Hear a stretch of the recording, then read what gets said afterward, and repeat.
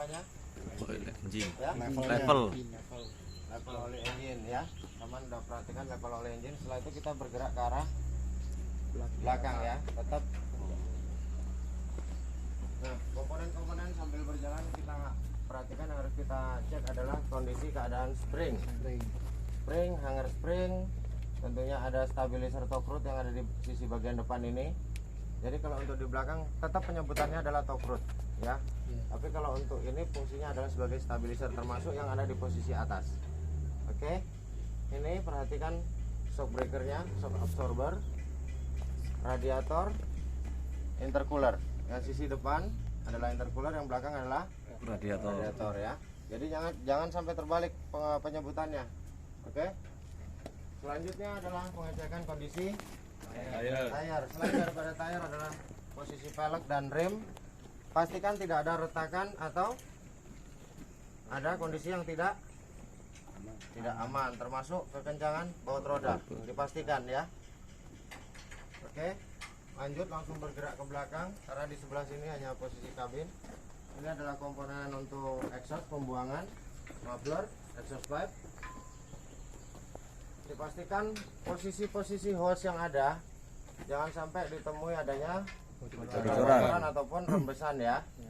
Jika ada ditemukan termasuk posisi transmisi itu sendiri, kita melakukan pengecekan dari level olinya ada di atas. Tapi kalau untuk kondisi bocoran, ada rembesan, tetap kita harus pastikan secara visual.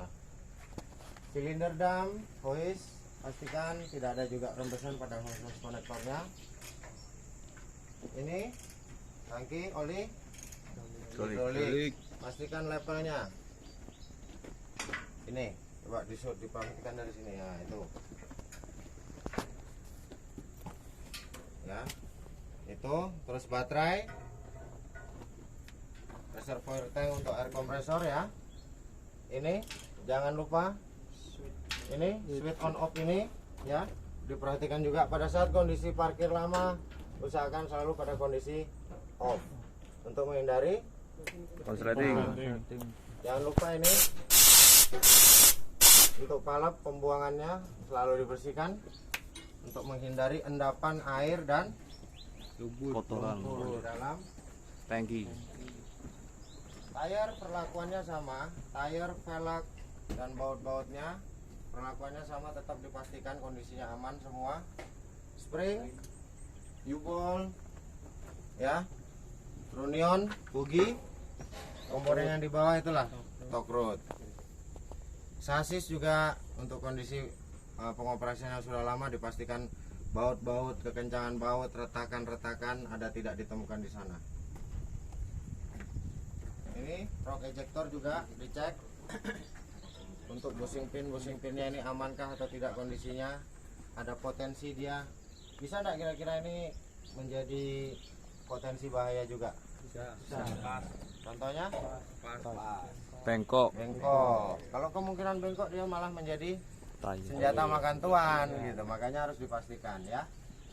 Selanjutnya kita cek ke bagian belakang, sama posisi spring sendiri, ada hanger spring. Ini komponen penghubung untuk torque rodnya, chamber. Nah yang di atas itu bentuknya mirip torque rod, tapi torque rod sebagai fungsi stabilizer ya. Kemarin banyak yang salah nunjuk panah, ini diferensial. Yang ditunjuk lain diferensialnya. Apa Pak? Torque rodnya ya.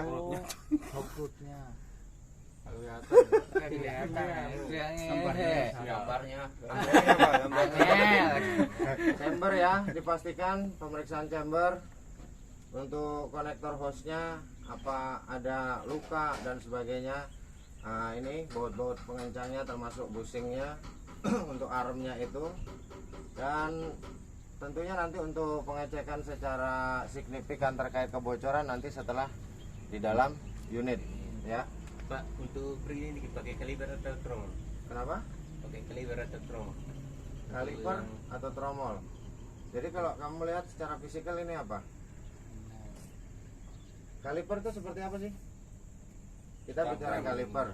Cakram. Nah, ini cakram atau tromol? Tromol drum ya. Drum. Jadi tetap dia pakai brake shoe.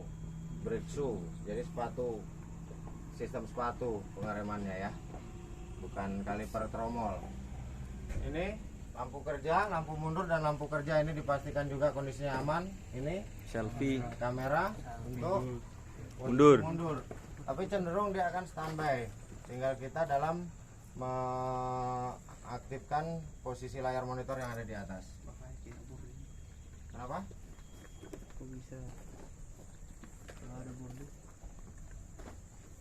Makanya dia posisi seperti itu kan dia tetap bisa monitor ke belakang. Artinya apa? Kalian mundur kan harus punya kira-kira. Tidak mungkin kondisi yang tidak aman Anda mundurin terus. Nah, ini adalah saluran pembuangan exhaust juga. Ya, sisa dari pembakaran yang untuk memanaskan, menghangatkan vessel ya. Secara komponen untuk sisi sebelah sini sama dengan sebelah sana yang harus dilakukan, termasuk kondisi tire sendiri, velg rim dan baut-bautnya. Final drip dipastikan ada bocoran atau rembesan tidak di sana. Oke.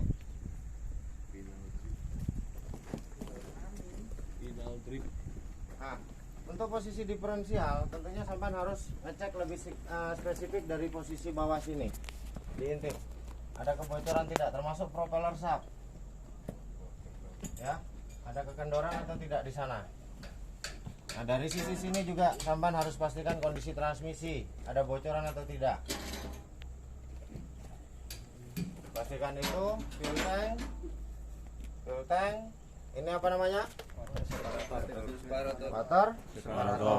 Jadi apabila di sini ada potensi air yang ikut masuk sampan buang melalui valve drain yang ada di bawah. Terus selanjutnya ini sebelah sini, sebelah dalam air dryer ya. Jadi fungsinya untuk mengeringkan udara dan juga saluran pembuangan ketika pressure udara, tekanan udara yang berada di dalam komponen termasuk reservoir melebihi kapasitas. Posisi tire sebelah kanan sama.